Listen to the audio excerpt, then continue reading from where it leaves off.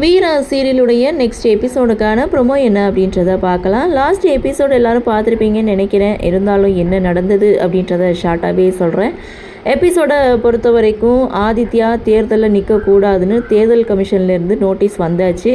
இதுக்கெல்லாம் காரணம் வீரா தானே, அந்த குடும்பம் இருக்கவே கூடாதுன்னு இங்கே ஆதித்யா ஒரு பிளானை போடுறாங்க.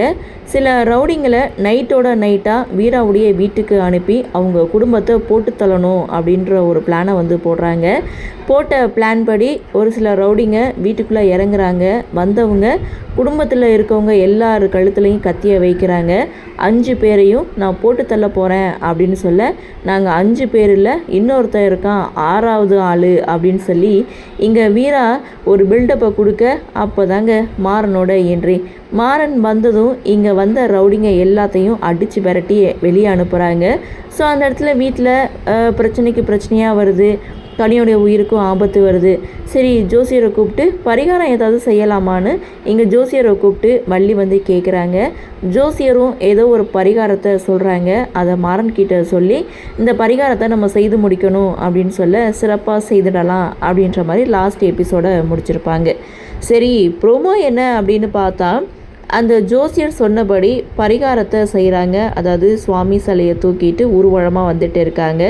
வீரா அண்ட் மாறன் இவங்க 2 பேரும் சேர்ந்து தான் அந்த பல்லக்கை தூக்கிட்டு வராங்க.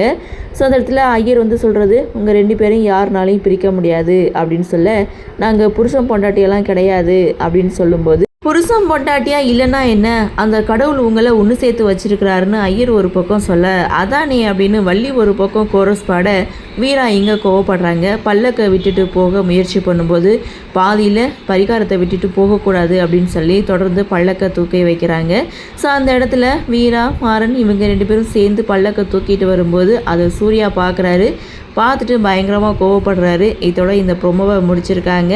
ஸோ அடுத்தடுத்து என்ன நடக்கும் அப்படின்ற ஒரு எதிர்பார்ப்பு. கனியுடைய உயிரை காப்பாற்றணும் அப்படின்றதுக்காக தான் மாறன் வீட்டுக்குள்ளேயே நுழைஞ்சிருக்காரு.